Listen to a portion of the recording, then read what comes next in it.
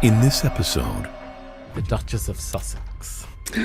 This is going to be interesting. Her popularity is exactly where it had been for the last 18 months, which is basically the most unpopular member of the royal family. So I wanted to know when the British public actually turned on her. The documentary from the Africa tour, and Tom Bradley asks her how she is. And she says, "Thank you for asking, because not many people have asked if I'm okay." And that's basically the British public going, you need to go f*** yourself. And she's playing this victim role. She's launching brands and signing with Netflix and selling jam. Stupid that a member of the royal family would be selling jams. That she got the golden ticket. She got to marry into the royal family, and she's not appreciating it. So they signed this ridiculous Spotify deal in December 2020, worth around $20 million reportedly. And the idea was that if we throw loads of money at these two money grabbers, they're going to tell us what goes on behind closed doors in the royal family.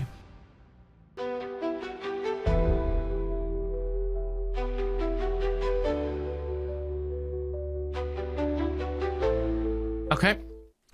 Okay. Hello, Helen. Hello, everybody. Paul. Welcome Hello, back.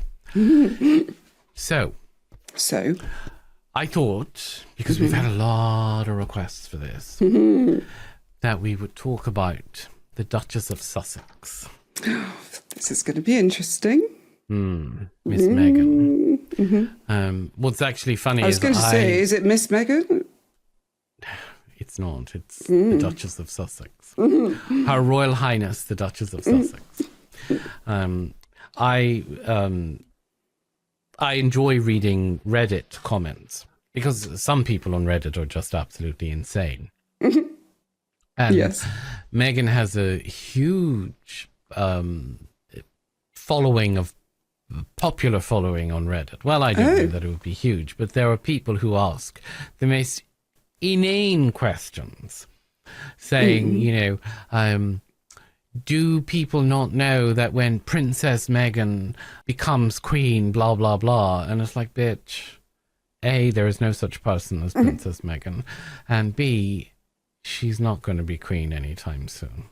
No. Or you get some questions going, what did the royal family think when they got a princess who was the first person to come into the royal family with a degree? What? It's like, bitch, all of the royal family have degrees. Right. From the king down, they all have degrees, It's like...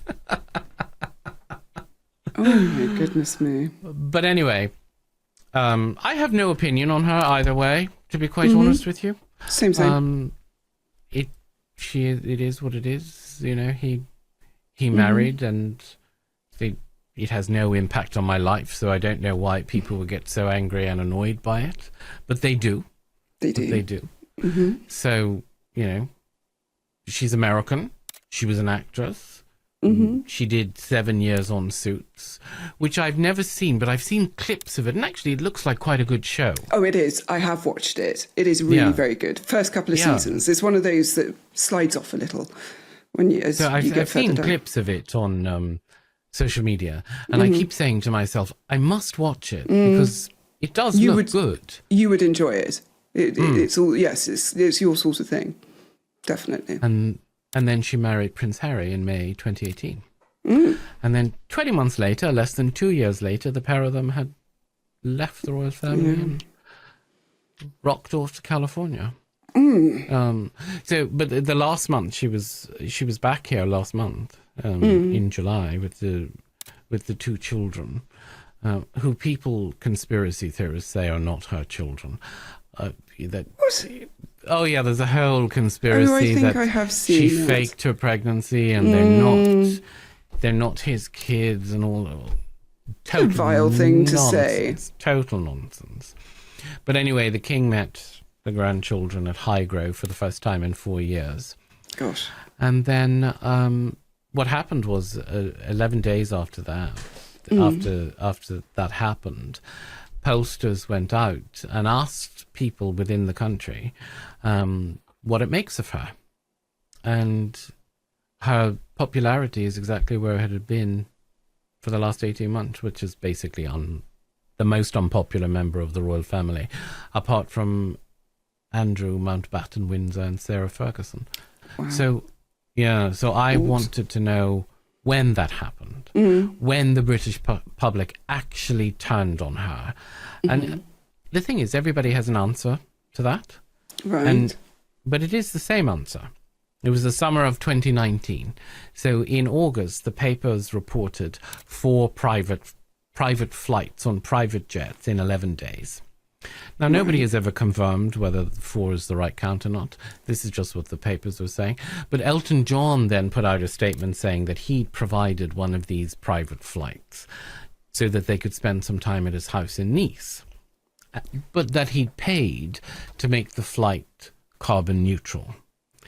And then, if you remember, there was the British Vogue issue that she guest edited, which she called Forces for Change, and it was 15 women on the cover and a mirror in the 16th space. So there were 16 spaces, 15 women and a mirror, so that the reader would see themselves. Right. Which I thought was quite cool when I saw it, to be quite honest with you. And then in October, ITV broadcast the documentary from the Africa tour, if you remember that. And Tom Bradley asks her how she is.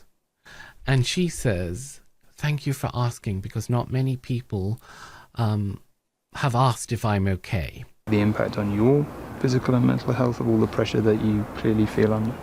Yeah, well, I guess, and also thank you for asking, because not many people have asked if I'm okay. And that's basically the British public going, "You need to go f*** yourself." Oh. That is awkward. Oh dear. Yes, okay. Yeah, the jets are the one that I remember, actually. I think that was the summer that the people who'd been defending her to the hilt kind of basically stopped defending her, didn't they? This is it. I mean, it makes sense. You can't spend a whole year telling everybody about the planet and saving it and then get on a private plane to the south of France. You know, what did you say? 4 times? 4 flights? 4 times. Well, not just France, but, Canada to go on hen nights and stuff like this. So, okay. Flights. Yeah, sticky. And I think that's where a lot of people who'd quite liked her probably went off her for good, because it's so hypocritical, maybe. Well, I mean, except that autumn, she had been the most liked that she's ever been.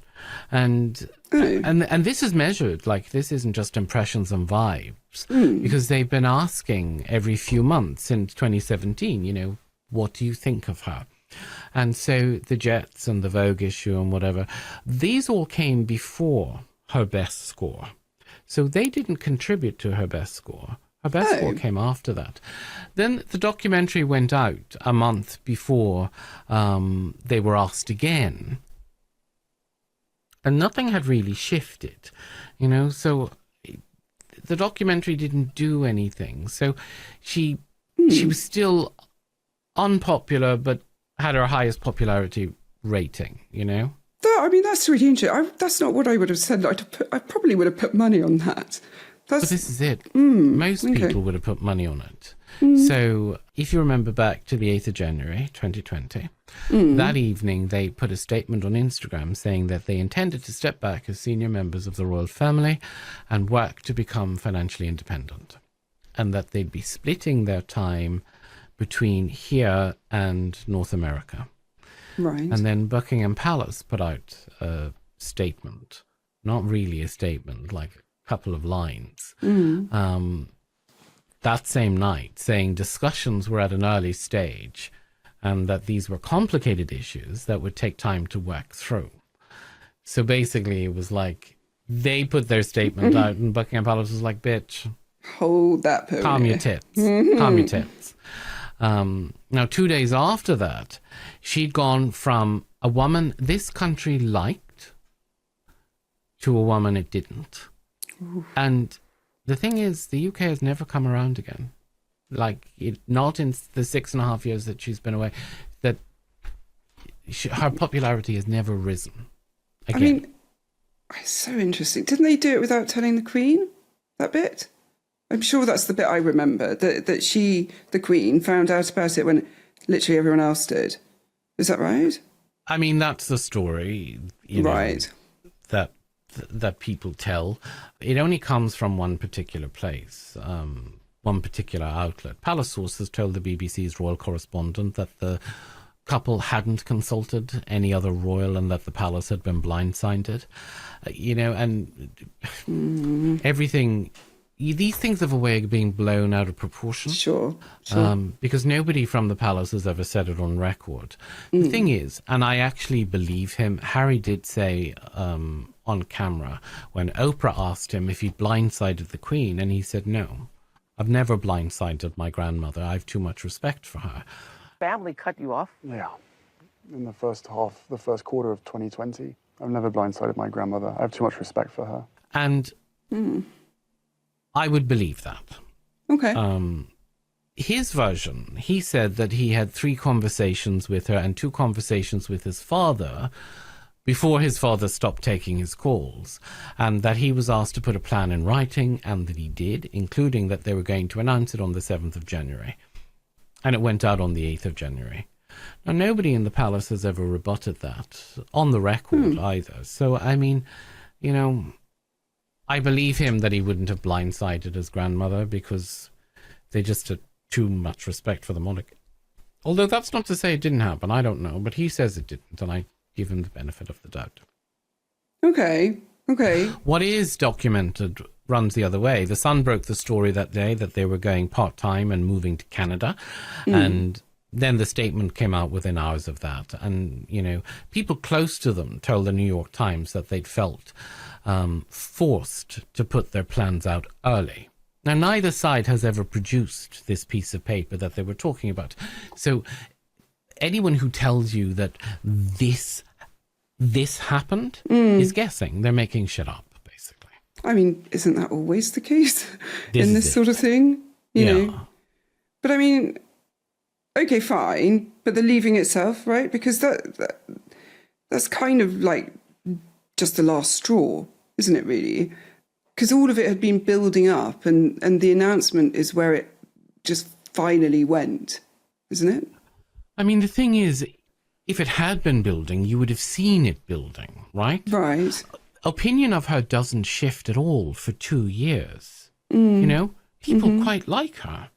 Yeah. They yeah. think she's a breath of fresh air into because she's the royal family. fresh blood.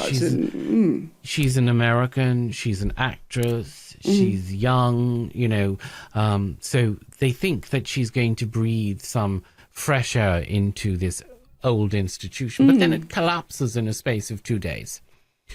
And then, you know, there's a slower slide then afterwards, again going down through 2020. They'd been on Vancouver Island in Canada since the November. And that's where they were when the statement came out. They weren't actually in the UK at all. And then in that February, the Canadians said that they'd stopped paying for their security once they'd stopped becoming working royals. And so their security in Canada stopped at the end of March. And by the very end of March, they were in California. The idea was that they were going to be based in Canada, supposedly. I don't think that was ever genuinely the plan. Canada was a way to get to North America because it was a Commonwealth country, and then slowly but surely move to the United States. Why anybody would want to live in California, I was just, I don't know, but, you know. okay. And then, of course, the second drop in her popularity is the Oprah interview in March 2021. She had been getting more popular through the winter. So her popularity had started to creep up a little bit. And in the 9 days around that broadcast, she lost all of that popularity. And then, of course, when it broadcast, a good deal more, you know. Oh, my goodness. The interview was a shit show.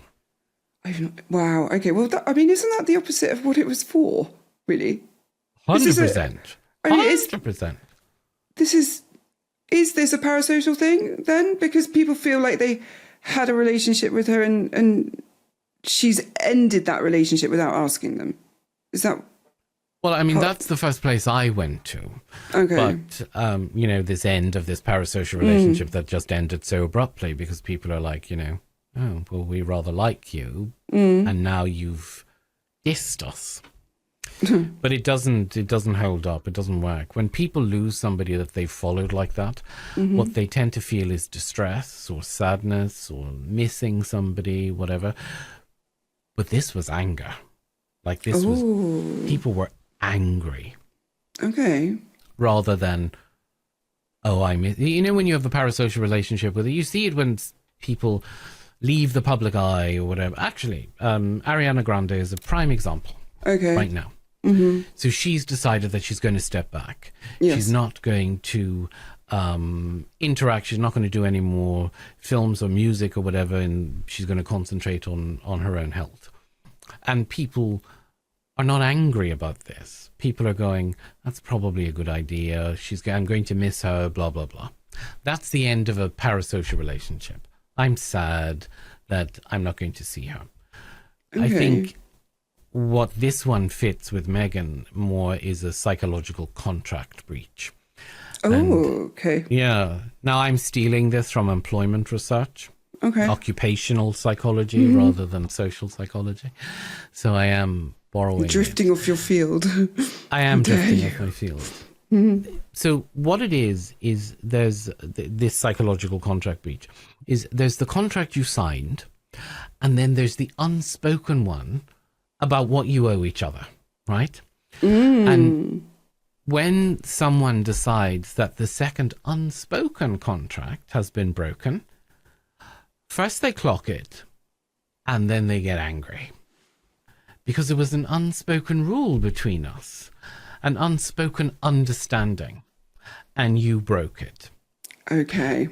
And the deal with the royal family, for all people in the UK, is that you get the money and the houses and the attention, and in return, you turn up, you keep your complaints to yourself, and you don't leave. So it's shut up and put up. Yes. Remember, Yes. it's our money that's paying for you. So we have certain expectations, even when you marry into this family. You're allowed to be bad at the job. You're allowed to be a bad royal. I mean, several of them have been extremely bad at the job and stayed. What you cannot do is resign. Well, I mean, unless you're Edward VIII and you fall in love with an Okay, American fine. 4C, obviously, and then you get booted out to spend the rest of your life in exile. I mean, in exchange for loads of, bucket loads of money, obviously. Right, But, right. This so, is it. apart from him, yeah. Apart from him. So the idea is that, we give you all of this, but in return, you have to act in a very particular way. Right. So the thing is, if it's about the leaving and not about her, then we have to look at Harry, right? Right. So over the same stretch of years, he lost more popularity than she did. Much more popularity than she did. I didn't know that. Gosh. Now, the thing is, his is starting to rise again. But you also have to remember his popularity had further to fall. So the fall is fair. bigger because he was hugely popular. Yes, as very. Loved. as a prince. He was, the cheeky chappy kind of prince, and people liked him. But the thing is, he isn't American and he isn't mixed race and he's not an actor, so he's about as close to a control condition as you're ever going to get outside a laboratory. Okay, so the race thing just goes like it's not part of it, because that's the most dominant argument used, is it not? I mean, we've had that in our comment section.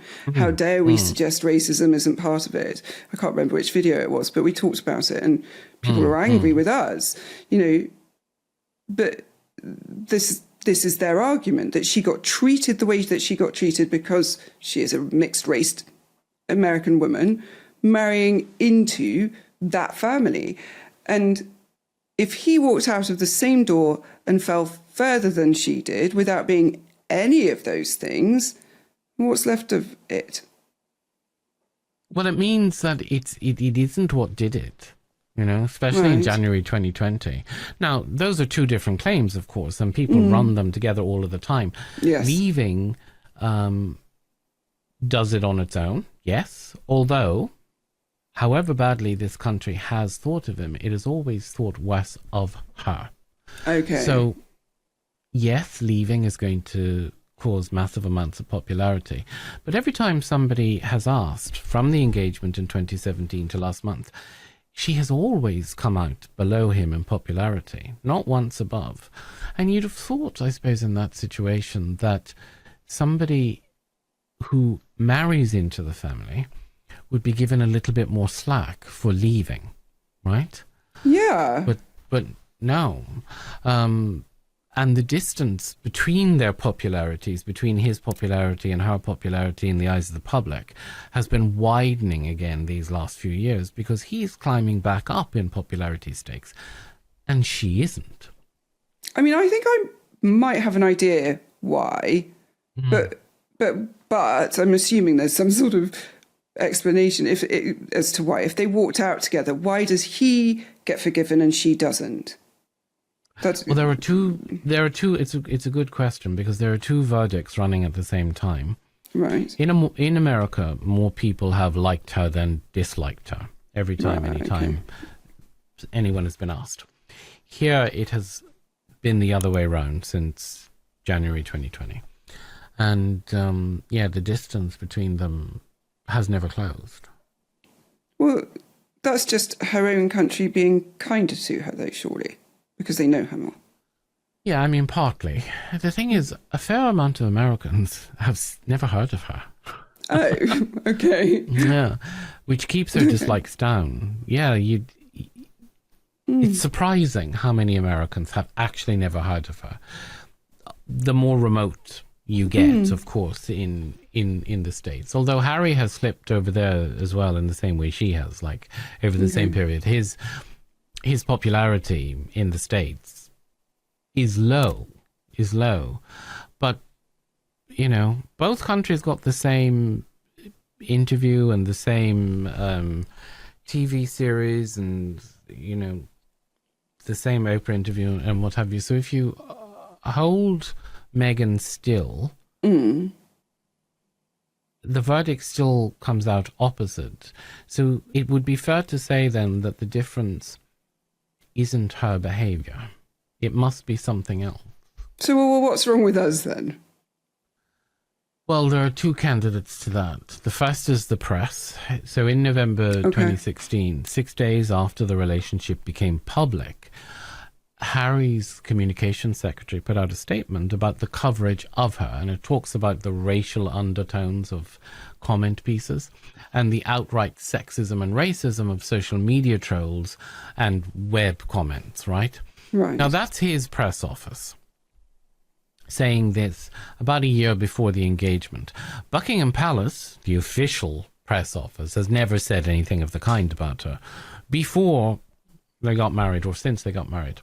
Now, Harry told Oprah that over 70 women MPs from both parties called out the colonial undertones of the coverage, and nobody in his family said anything for 3 years, and that hurt him. I don't think 70 MPs did call it out, but of MPs. it is a lot of MPs. Anyway, Mail on Sunday ran a piece headlined, "Harry's girl is," and in brackets, "almost straight out of Compton."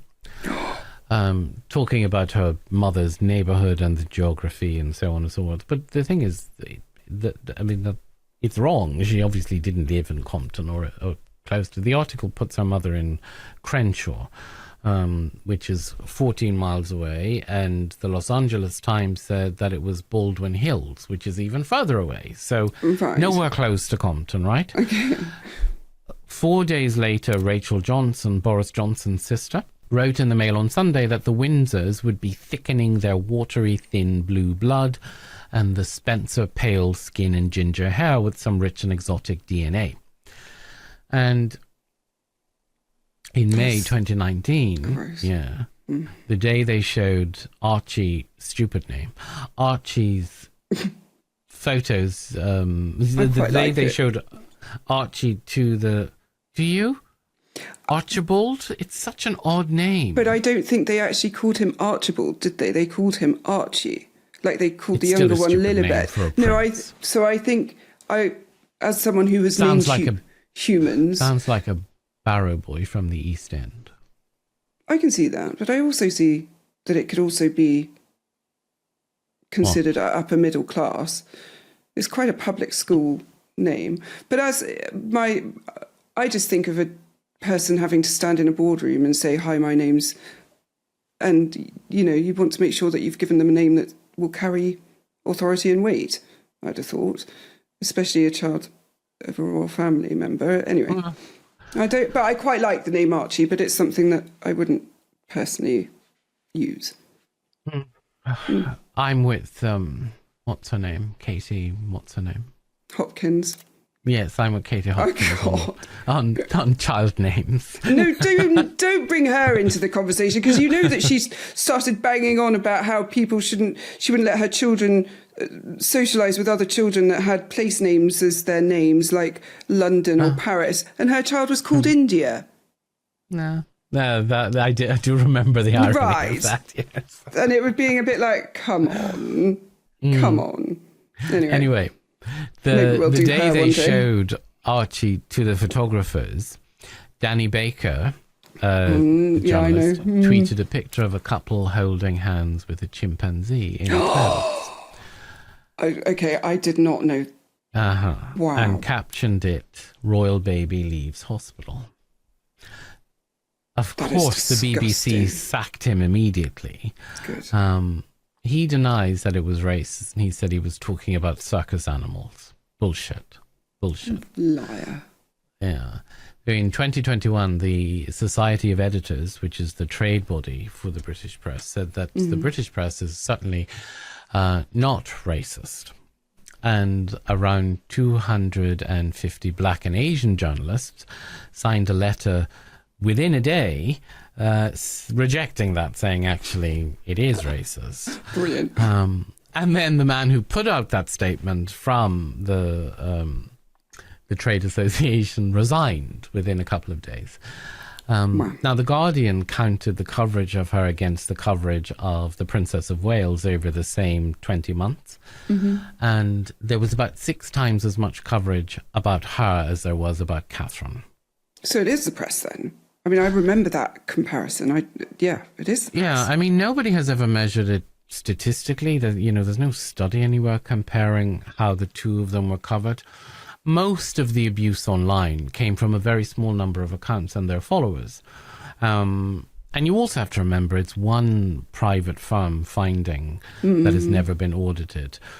Twitter said it looked at it and couldn't find the coordination.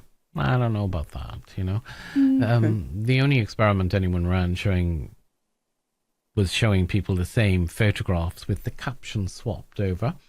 And that didn't move anything. So when they showed people different captions with Catherine and Meghan, it didn't change any popularity or lack of popularity, so. Oh, okay. Yeah.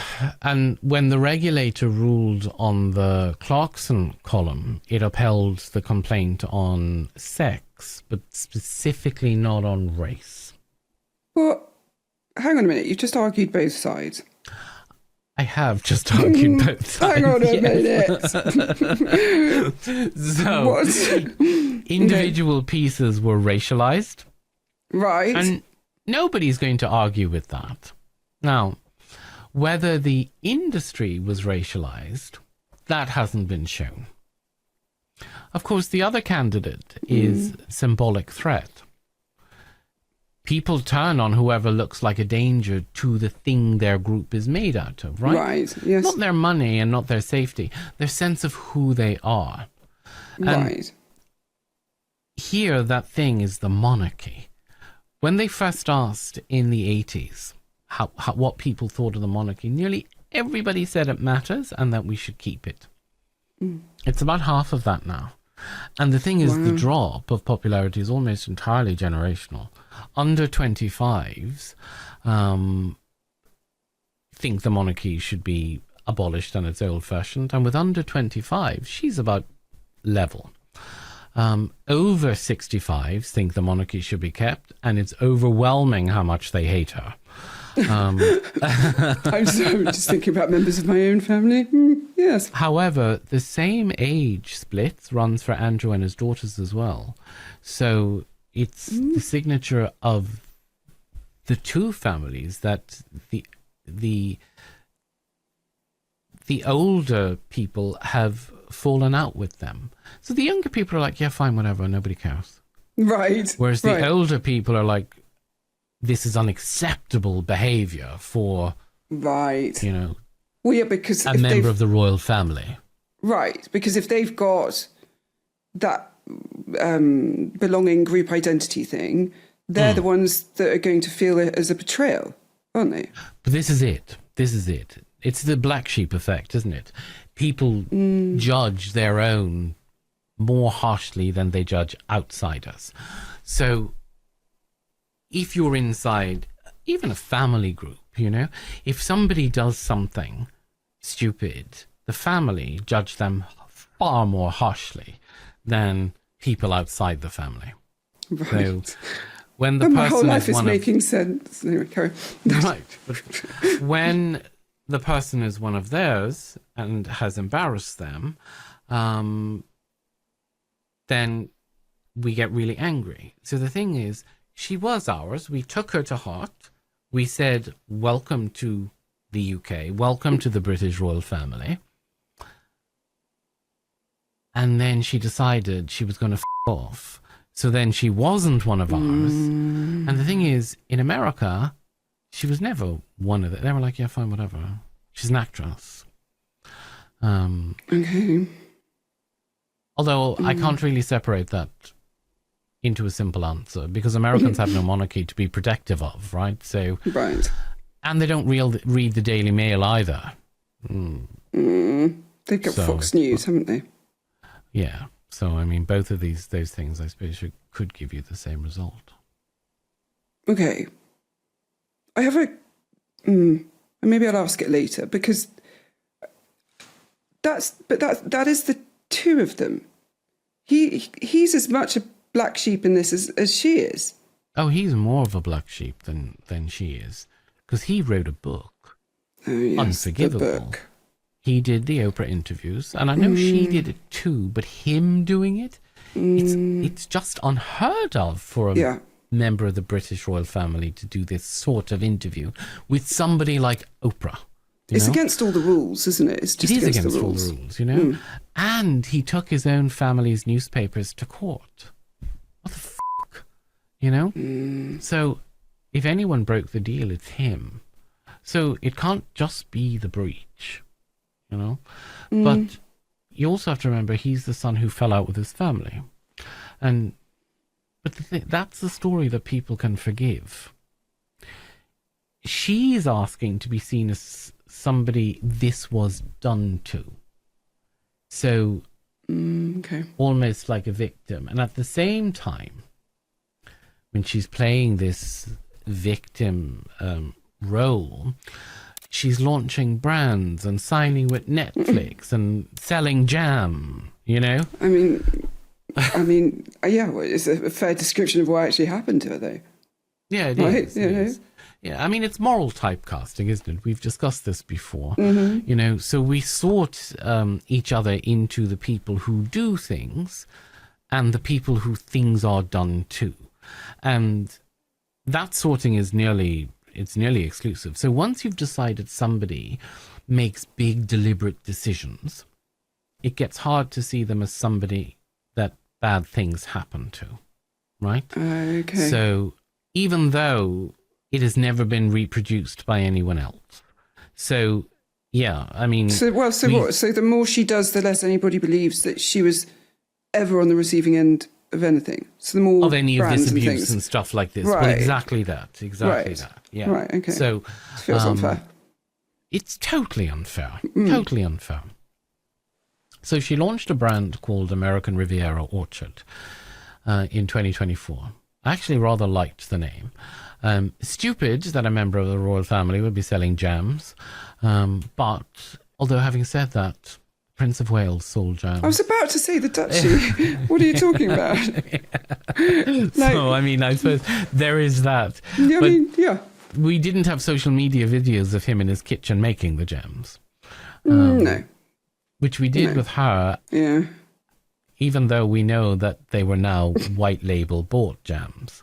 But Awkward. anyway, so the entire first year of this company, Riviera Orchard, the production was 50 jars of strawberry jam, which had been numbered 1 to 50 and sent to famous friends who photographed them and put them on social media and all the rest of it. But they were never sold. It has been filed as a trademark in 5 countries, and it was abandoned before anything actually went on sale anywhere. And it has now come back as ever, which is what it's called now. And when that sold out in an hour in April, so the stuff that she put, there's a whole other controversy about the stuff that she sold on candles with no wicks and, jams that were moldy and all sorts of, all sorts of stuff. Oh dear. So it wasn't good, but it sold out within an hour. The thing is, she did tell Bloomberg, it was only a few thousand lids and jars. So I mean, it's not like she sold out millions. Okay. She's not done a Kylie Jenner. No worries. She wishes. Same. Across all of her companies, she actually doesn't hold a single American trademark. Isn't that strange? Yes. I mean, it doesn't tell us anything. I just find it interesting that That's she just doesn't interesting. hold. Yeah. Because she has trademarks outside of America, but not into it. Netflix actually put money into hers ever at launch. And then they took it back in March this year. That's embarrassing. So, they were like, here's some money. It's like, actually, you know what? Give us our money back. Can you imagine? So before any of that, there was Spotify, So they signed this amazing, ridiculous Spotify deal in December 2020, worth around $20 million reportedly. Now, neither side has ever confirmed the $20 million side, but I mean, there was so much reporting on it that it was like monstrous amounts of business. You have to remember that when they decided to go out on their own and become commercial, they were a hot commodity because everybody wanted insider information, not on them. Nobody cared about them. What they wanted to know about is what goes on behind closed doors in the royal family. Right. And the idea was that if we throw loads of money at these two money grabbers, they're going to tell us. Now, the thing is, with the Spotify thing, what came out of it across 2.5 years was 1 Christmas special and 12 episodes of a podcast. And have you ever watched the podcast? No, but podcast? Can I... Oh, it's excuse me, 20 million quid for 12 episodes? And I'm out here doing it for free. What the hell? I know. Oh my God. Yeah.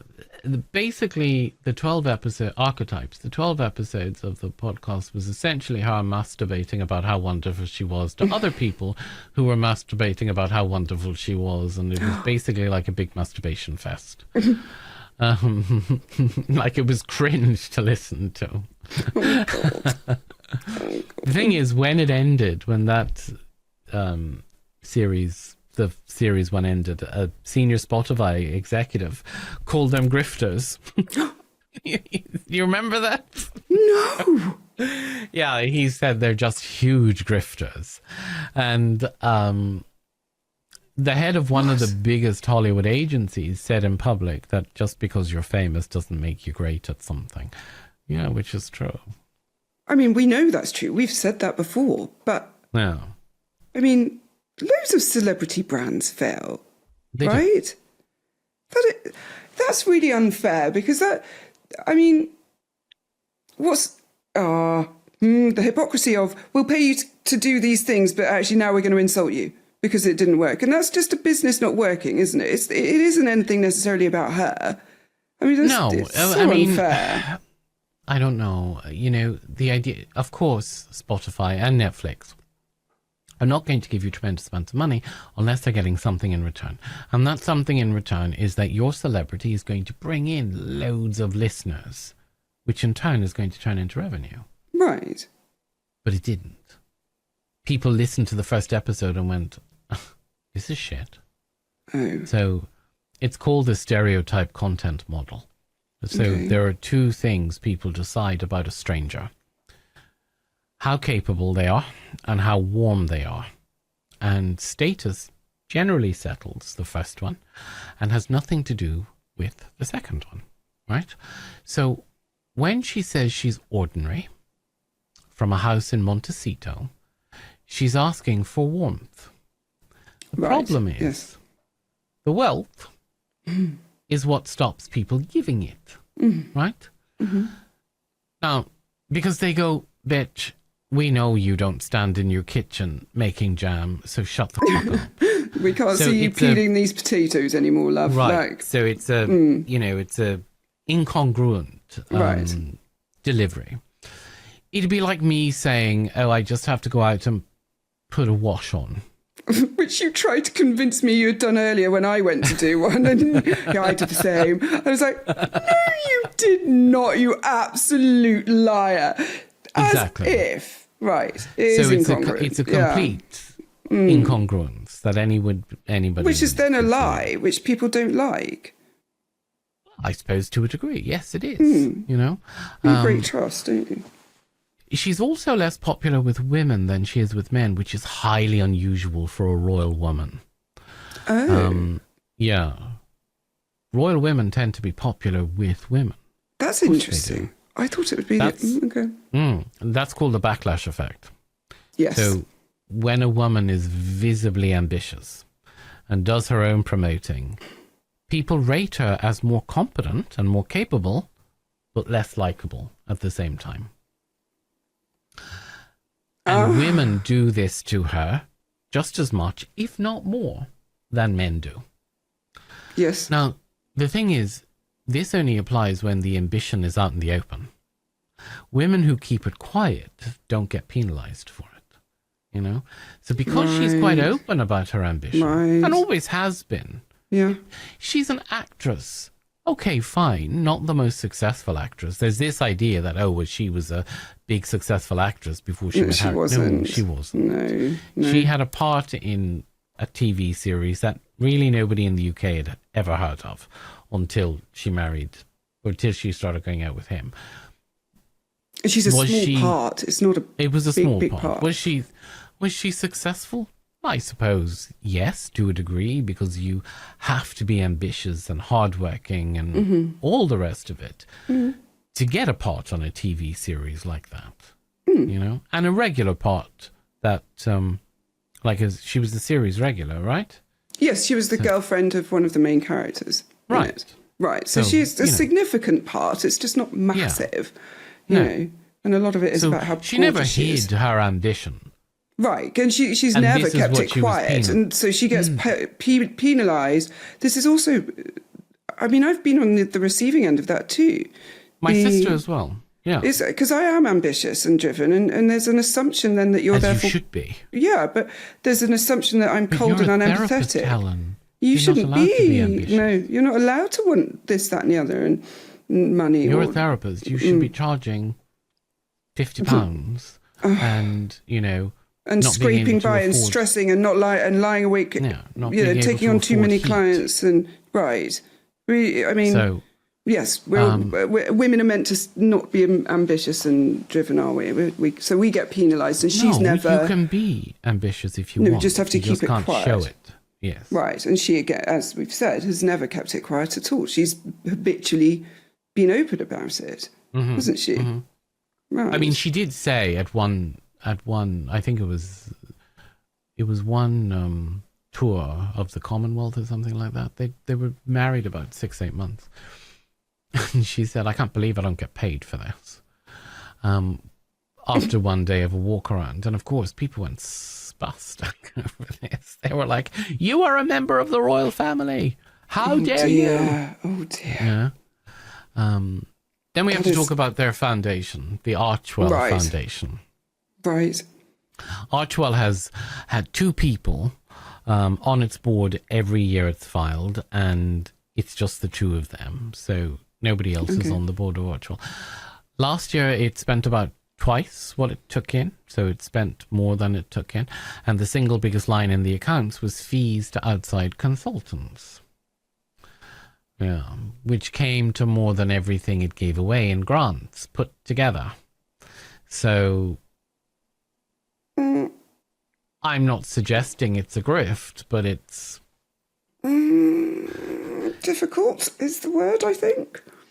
Tricky. Well, it's challenging. Although I suppose what most people don't realise with charities when they give, which was why I won't give to big charities, is that a huge chunk, 80 to 85% of this, goes on administration. Mm-hmm. So, and only 15, 20% goes to the actual cause. Yes, yeah. I'm sorry, I'm not funding you to have nice offices. No. You know? No. Which is why I personally would rather give direct. But anyway, in 2024, it made headlines everywhere for being listed as delinquent in California. Which Delinquent? Yeah. So a delinquent means about to be struck off. Right? Oh, okay. But the thing is, it was just one renewal form that, you know, they'd forgotten to send in. And it was sorted out. Like, it happens, you know? I know. Well aware of that thing. But this is the thing. I mean, the press also blow it way out of proportion. Oh, my God, it's delinquent. Yeah. Once you miss a deadline, it's automatic that it goes into delinquency. So, right. Calm your tits. Yeah, it's please. not that big a deal. You know? Nobody covered the one the year after, though, when Charity Watch reported that the registration had sat unrenewed for about 10 months. Yeah, and the state of California backed that up too. Okay, fine. What does But they had all of these things, didn't they? The Archewell Foundation, the Archewell. Well, I don't what know. does it I actually presume do? Archewell is. It's got to be something to do with the child's name, hasn't it, Arch? It must be. Well, it does 2 programs. One supports women-led resettlement for work for Afghan women. Okay. And the other is for parents whose children have been harmed by social media, including families who lost a child to suicide. So, I mean, they're 2 very good causes, you know? Yeah. Assuming they're... But the thing is, they're giving all of their money to consultants and not to these causes. That's the problem. Yeah. You're raising all this money and then you're spending more on consultants than you're donating to the people that you're meant to be benefiting. Not which just means more, twice as much. Twice as much. This is the thing that enrages me about these organisations, that they, you know, I'll go on a rant about charities and therapy and all sorts. So yeah, carry on. So on the Oprah interview, did you actually ever watch the Oprah interview? Only clips of it. I don't think I've seen the whole thing the whole way through. I mean, I think I get that secondhand cringe too much. And it's a shit show. Oh, God. It did not do what it was supposed to do. It's the thing of the playing the victim. I really, really dislike it. It's so toxic. It's so manipulative. And it's just, don't do it. It's, the thing is, on this Oprah interview, she said that 3 days before the wedding, they'd actually got married privately in the back garden of the palace with the Archbishop of Canterbury. Which, of course, is an absolute lie. It's not true. So within a fortnight, a couple of weeks, her own spokesman was saying that, no, they didn't get married. They exchanged personal vows. To the point where the Archbishop of Canterbury had to come out and publicly say that the legal wedding was the Saturday and that he would have committed. he would have committed a serious criminal offence if he had signed the marriage certificate on the Saturday when it wasn't an actual legal wedding. You know? Oh my goodness me. Why would she lie about that? What's the point? This is the thing with her. She makes weird, wild stories that make no sense. So, for example, on her podcast... Okay, hang on, let me go. I just need my tea. Let me get comfy. On her podcast, she talked about being a briefcase model on the American version of Deal or No Deal in 2006 and 2007. Right. Now, the American... So in Deal or No Deal, the UK version, the original version, they have a box in front of them, right? Yes. And, you know, in the States, they have sexy women holding briefcases. Of course they do. Of course. But they're so pure, and you mustn't use sex, and you mustn't have sex, and sex is bad, but we're going to... Unless it sells. Yeah, unless we're buying, like, we're trying to convince you to buy something. Okay. So you have a row of young women in matching dresses, slinky dresses, holding these briefcases. And she said she felt objectified. Bitch, you knew what you were getting yourself in for. You're a model. It's objective. I don't understand this. No, you know? I don't. Why would you feel objectified? You knew what the job was. And she also said that there was a padding station backstage. Now, I had to Google what a padding stage was because I did not know what it was. Well, it's somewhere where you go to put padding in your bra. Well, that's what I assumed. But okay. Bless you for having... Okay. I had to ask Gemini... What the is a padding station? Oh my God. Okay. And it told me, I'm like, oh, right, okay. So Patricia Cara, who was another model who held a briefcase on the same show, says that there was absolutely no padding station, that it never existed. In all the years she worked on Deal or No Deal, and she worked on Deal or No Deal longer than Meghan did. Howie Mandel, who was the presenter, backed up Meghan and said, oh yeah, padding station. Wait. I mean, nobody can tell her she didn't feel objectified, I suppose. That's a subjective interpretation, isn't it? It is a subjective interpretation. The padding station, however, is a different kind of claim. It either existed or it didn't. Right. Know? It's true or false. It's binary. Exactly. It was there or it wasn't there. Which was it? And the models who've talked about it said it wasn't there. Yeah. Right. She also said that Archie was going to be denied a title that the other grandchildren got, which is bullshit. And I'm getting annoyed with her. Okay. She was reported everywhere as having lied about this.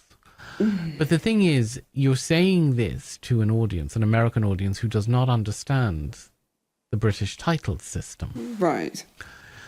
So what they see is William's children being immediately a prince or a princess, and Meghan and Harry's children being a lord and a lady. So they're being discriminated against because she's black, blah, blah, blah, blah, blah. Which, of course, is not true. So George V was the Queen's father? Yes. Oh, God. Right? Edward VIII was... Yes, so George V was her father. No. George V was Edward VIII's father. Right. So George V was Edward VIII's father. He signed a letters patent in 1917, which already excluded great-grandchildren. And in Archie, so great-grandchildren of the sovereign, right? Being automatically granted titles. Being automatically granted the title of prince or princess. Mm-hmm. Now, the reason William's, there was no decision, basically, to take it. Right. The reason that William's children got prince and princess is because he was in direct line to the throne. Yes. And the Queen changed the rules for him. because they're in direct line. Yes, exactly. Right. And you don't necessarily expect the great-grandparent monarch to be alive when the great-great-grandchildren are born, because historically they didn't live that long. Well, the reason George V changed it is because there were too many princes. I was about to say, weren't there about 14? So they married them all over Europe, and then you'd have had all these. There's too many. Too many of you. So it went to the grandchildren of a reigning monarch, of prince and princess.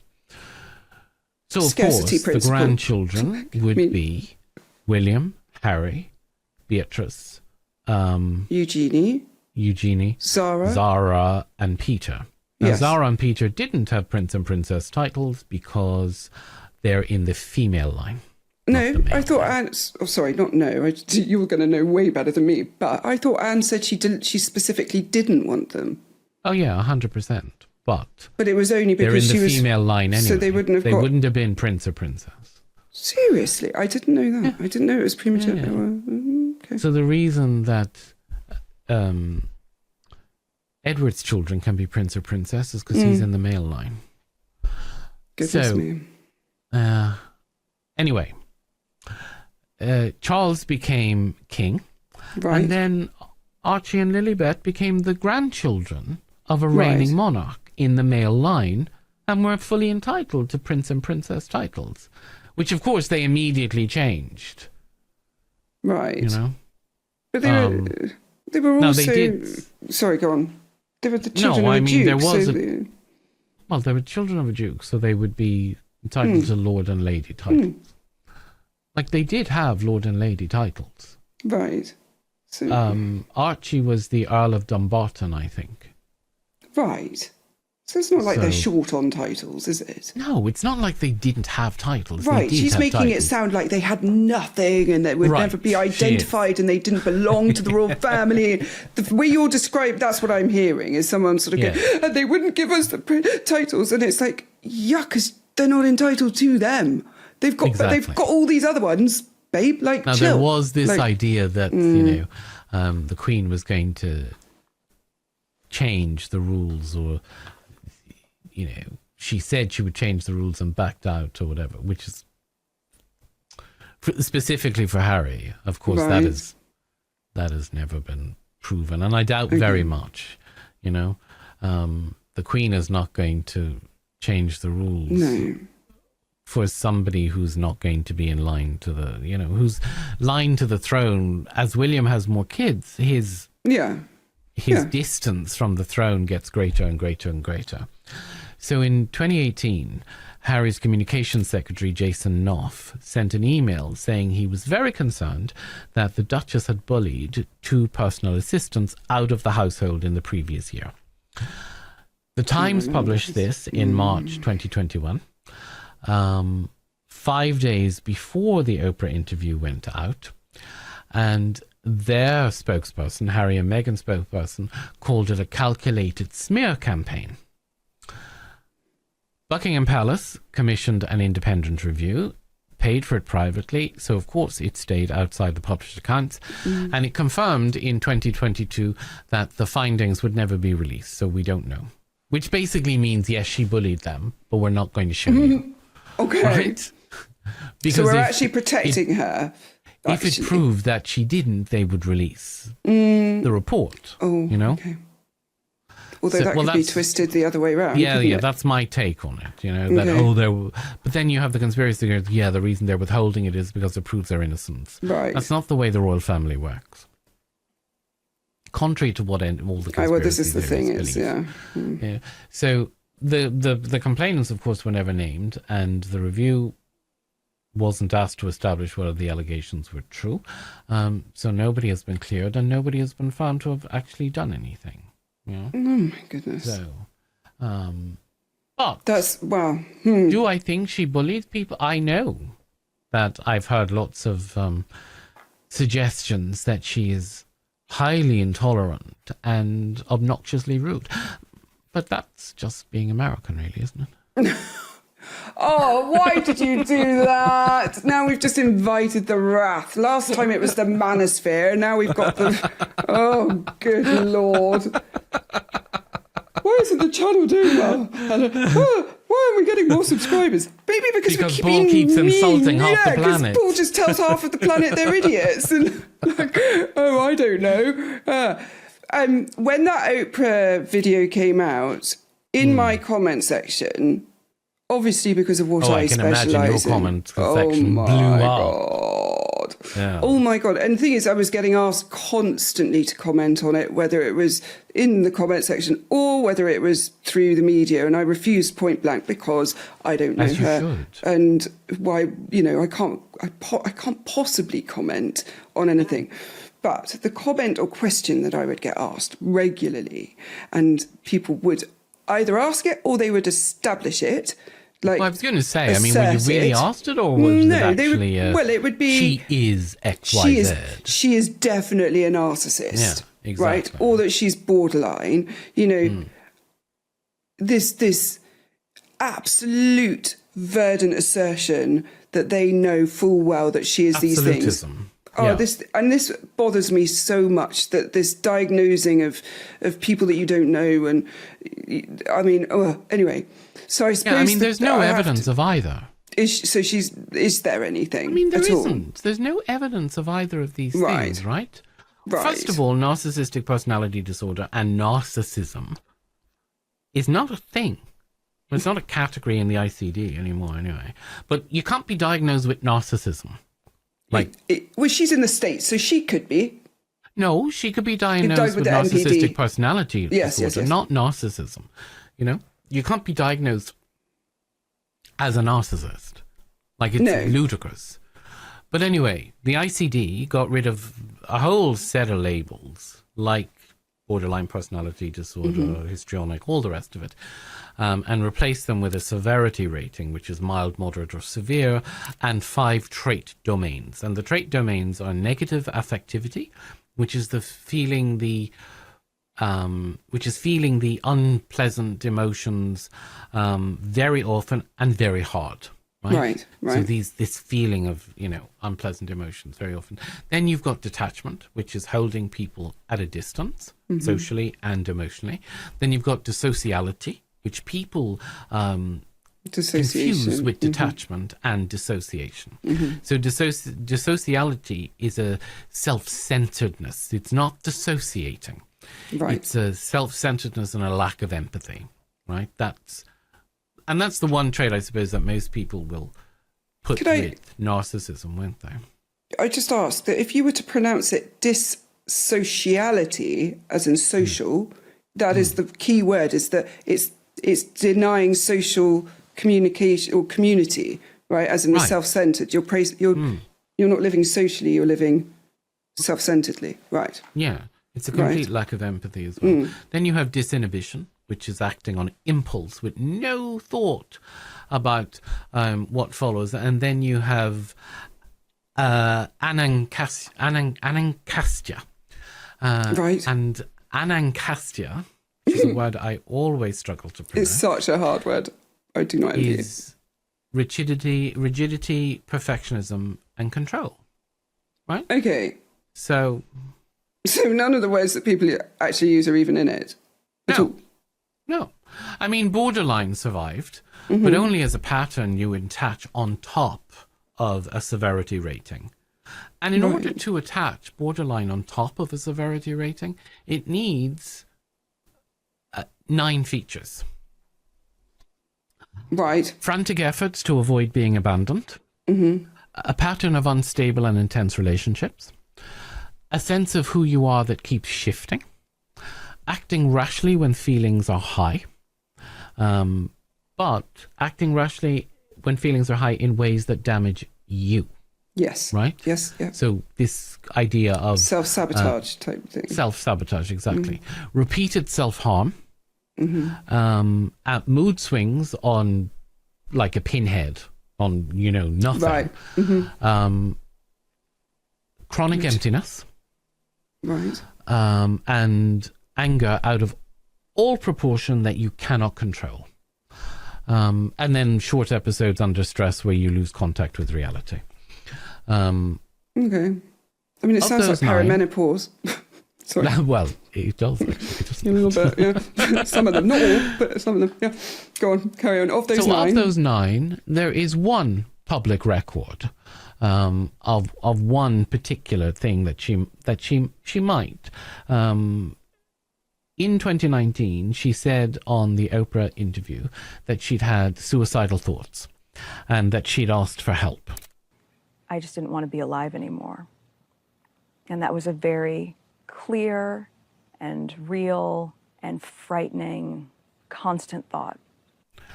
But that's one. A diagnosis turns on 3 things, and the public record doesn't have any of them. You know, the pattern has to run back through a whole life. Right. And there's almost nothing about her before 2011. It has to show up everywhere rather than just one setting. Mm-hmm. And everything on her is public or comes through somebody else with a stake in it. So yes, it's hearsay. Yeah. It's secondhand knowledge. And there has to be real damage to how she functions. So the record shows an 8-year marriage. It's not up to us to decide whether this marriage is happy or not, but it is an 8-year marriage. It's 2 children. It's a mother that she's obviously close to. Yeah. We won't talk about the father's relationship because I couldn't find a great deal on it apart from the letters and stuff like that where they were written. Oh, I'm sad because I had so much to say about that. I would imagine with the intention of being published and read. Oh, he's horribly exploitative of. But, she has friends that she's kept and she has a business that she runs, Yeah. So what is left is basically secondhand accounts from former staff, unnamed people making accusations in books, people writing books because they've got something to sell. That isn't evidence of any sort of disorder. No. No, of course, there's not evidence against one either. There's just nothing there to grade. Can you imagine how many people are going to be pissed off in the comments right now? It's not going to satisfy anybody at all. No, it's not going to satisfy anybody, but, tough shit. Yeah, absolutely. Oh, I could not agree more, but I'm just... There are too many channels out there saying, I see this and I see that. No, you don't. Oh, the amount of people that diagnose anyone, it's not just her, but anybody, and have absolutely no qualification. And I do remember releasing a video when all this happened, saying something along the lines of, every single thing that we see is filtered through 4 billion lenses before it gets to us. It's cultured, curated. There is no way that what we see is the natural, authentic person, congruent person, because it can't be, because it's the media lens, because they know what happens through that lens. And look at we see it over and over again. It's not just even that. That is obviously a huge part of it, but this is a public figure whose behaviour is curated for those cameras you're talking about. Right. You can't. You are not seeing the authentic self, regardless of what you're being told. Absolutely none of us show our authentic self on a camera. Because if any of you could actually hear what I actually think, we'd be cancelled instantly. Immediately. The amount of voice notes that we've sent each other and then go, oh my God, if anyone could hear us, we'd be so cancelled. Because we don't, you don't need to know this, all of us. No, this is not going to satisfy anybody. And anyway, it wouldn't change anything even if it did satisfy them. So in February, the Epstein files obviously came out and Andrew was arrested. And the entire family got less popular because of that, but she didn't. Well, because she was already low enough that a scandal engulfing the rest of the family made no difference. Oh dear. Her popularity, everybody else's popularity plummeted, ours stayed the same. Because she couldn't get any lower. No. Oh dear. Yeah, I know. So then last month, she flew over with both children, and the king met his grandchildren for the first time in 4 years. So yeah, But the thing is, people have stopped changing their mind about her, and about what she does. You know? Do you think there's an anger from the British public that she got the golden ticket? She got to marry into the royal family, and she's not appreciating it. She's being dismissive and rejecting. And a British girl wouldn't do this. Do you know what I mean? She did. Dismissive and rejecting. She is. She is entitled and obnoxious and exploiting it. And I think what rude. annoys the British public more than anything else is the crying and whining about the need for privacy. And the need to be left, and then going out and chasing it. So, chasing this notoriety. So, look at this fake car chase through New York, through Manhattan. What? Do you know this? No. Yeah. So, a couple of years ago... Actually, it's ringing a little bell, but go on. Come on. There was this fake car chase through Manhattan, which was where they were fearing for their lives, running away from the paparazzi. The problem is it was so easily debunked because there were images of the car crawling along through the streets of Manhattan and them getting out and hiding in a shop or something like that.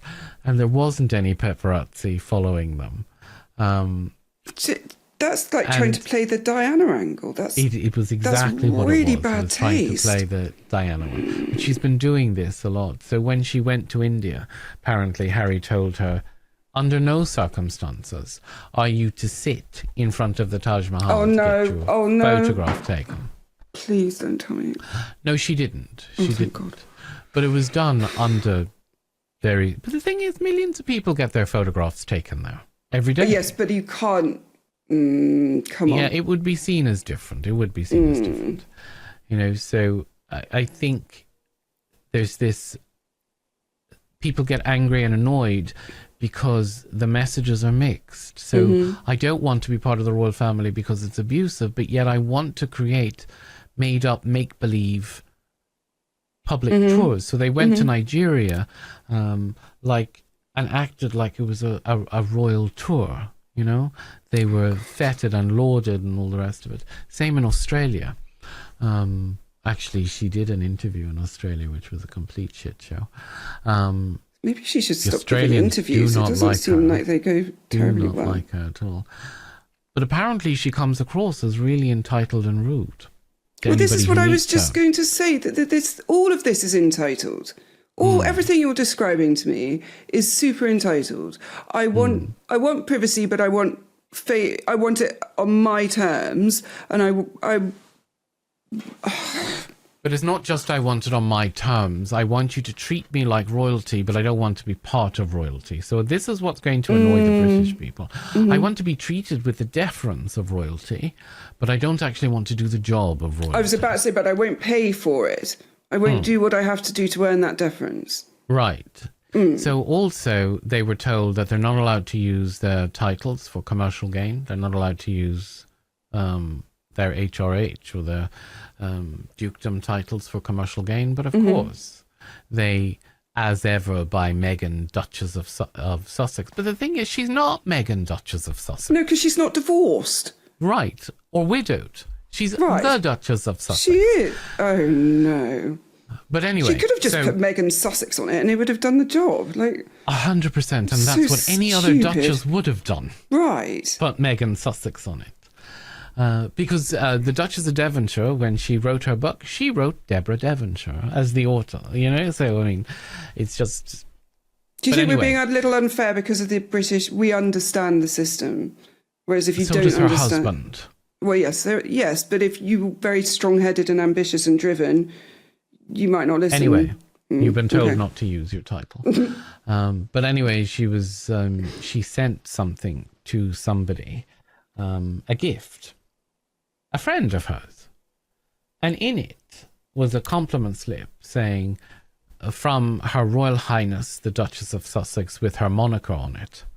Now, first of all, why would you send somebody, a friend, such a, it's cringe. Cringe.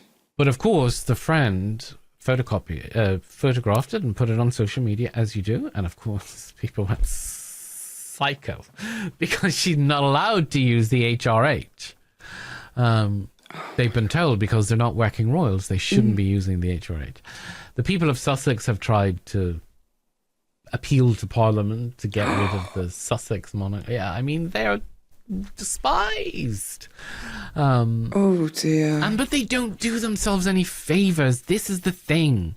It's like they're 18 and Harry's they're just going around whinging about being a victim. And when people hear, bitch, plenty of people's mothers die when they're young. And yes, it's very sad. And the country took you to their heart because of this. And forgave an awful bloody lot. A huge amount. A huge amount. But now you're acting like an entitled brat and we don't like it.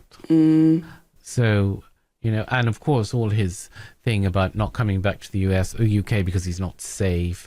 This is highly insulting to the British public. He's had a terrible year on court, actually. Oh, really? Now, he did beat the Mirror newspaper in 2023. Right. And The Sun settled with him and apologised in 2025. So he won those two cases. But in July, he lost against Associated Newspapers outright. There was a 46-day trial. And all of the claims were dismissed by the judge. Now, the thing is, the judge accepted his evidence and nobody accused him of lying. They just said, look, you haven't proved it. Basically, they were trying to say that the Associated Newspapers had got material to post illegally. But they couldn't prove it. There were 4 of them who took them to court. Elton John was another one, but they lost.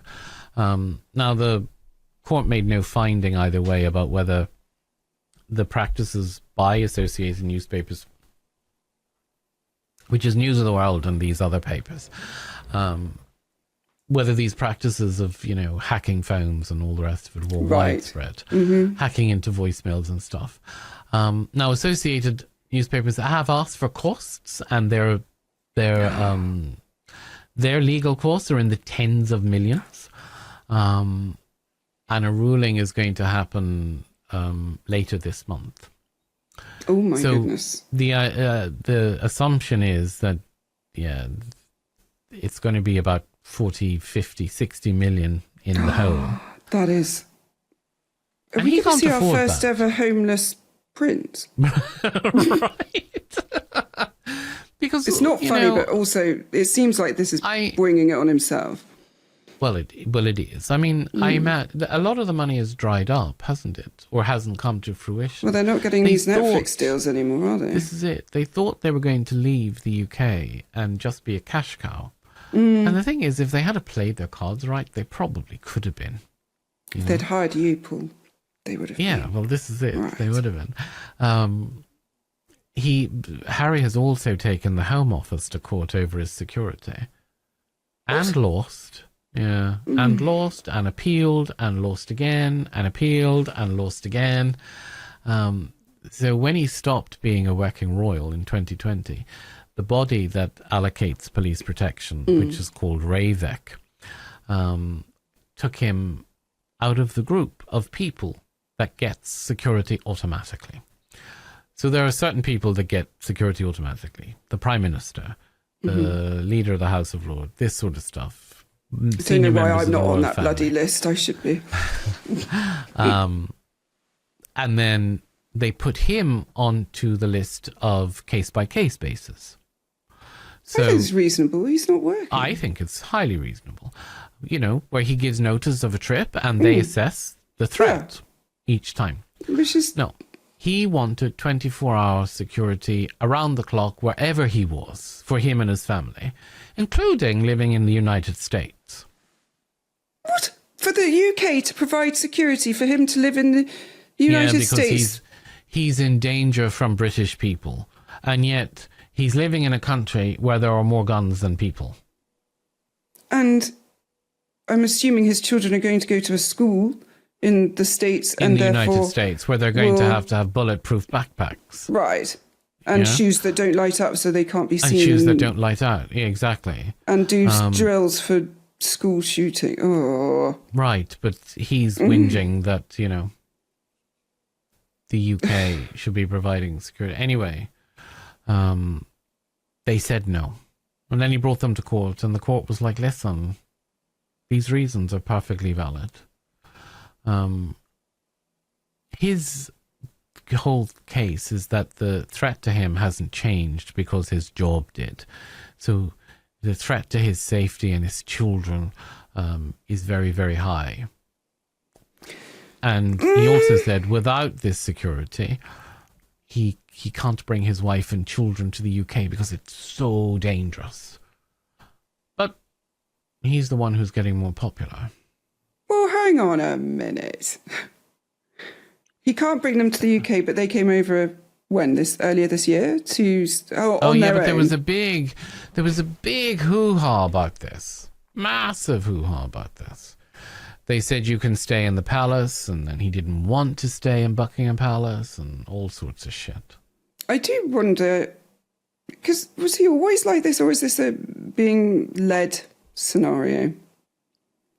I don't know whether he was always like this or not, but it does seem to be new behaviour. Which would suggest that it is behaviour that is being managed. Influenced. There are hypotheses that I will not share publicly, that I will talk to you privately about, that... that he's in an abusive relationship? That he's being abused? That? What? If your behaviour changes dramatically when you enter a relationship, something is changing your behaviour and making you feel that you need to behave that way. Either someone is giving you a narrative that confirms things that you feel and never revealed before because it wasn't allowed, kind of thing, or not doing them. I mean, the idea of taking the Home Office to court over your security when you are a royal, I just can't imagine anybody in the system in doing that without someone from the outside saying you should do this. The British it's royal so family outrageous are not a litigious family. And this sort of seems a little like someone is saying to him, you're entitled to these things, it's outrageous they're not giving them to you. Yes, I am. And I'm not going to suggest for a second he's not wounded, because he as an observer, just as a human, never mind the therapist and my specialism, he lost his mother at 12 in horrific circumstances. He had to mourn publicly. He was 12 years old walking behind the He didn't have to mourn publicly, Helen, and he didn't have to walk behind the coffin either. So no, I'm going to push back on that. He was 12, Paul. He didn't know what decision. Many people lose their parents at 12. Listen, I was 19. I'm not giving him special circumstance for that, but I am giving special circumstance for the situation and being 12 and all of the other things. Like, it was difficult. Fine. What my point, though, from that is not behaviour. We're not excusing behaviour. We're explaining of there being wounds and somebody validating the wounds, whether they are justly there or not, is quite intoxicating, is it not? And so maybe yes, absolutely. You will do things that you wouldn't typically do without somebody suggesting or pushing that it's a good idea. And easily led. And we do know that, I think, from his behaviour that we've seen over the years before that he is quite easily led. Nazi officers. That's exactly what my brain was like the Nazi thing. It's all big. It's all japes until someone puts thought that was a good idea, or the naked pictures from Vegas and this sort of stuff. Right. He is the second son. Actually, it is a bit like.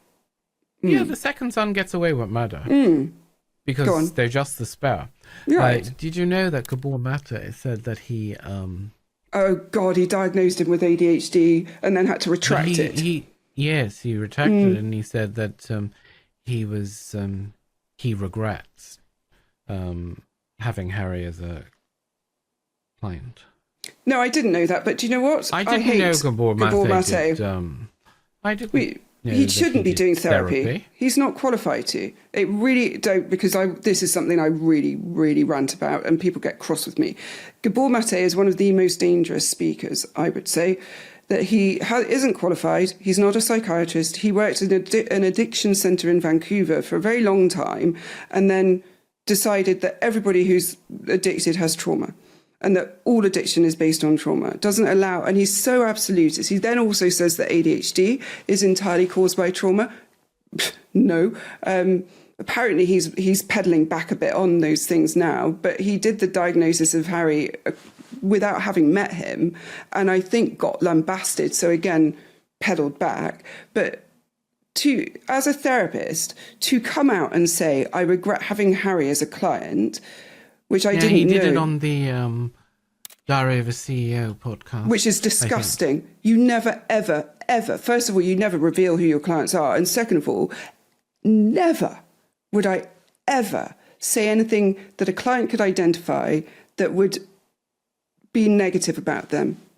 I would never, ever do that. Certainly not publicly, but just generally. Because regardless of whether or not you as a therapist found it hard or whatever to do the work, you would undo so much by letting a client know that. Okay, well, that's it. That is Meghan. Now, I know we didn't go into any of the sensationalist conspiracy or down any of those holes because there are plenty of other channels that do this. I wanted to look at the facts. The evidence. And the evidence. And frankly, is she likable? Not particularly. There's a very good reason. Is she the maniac everybody makes her out to be? She might be, but we can't tell that based on all of the public viewings. Is she the raging narcissist that people say she is? She might be, but we have no evidence of that. Is she controlling Harry?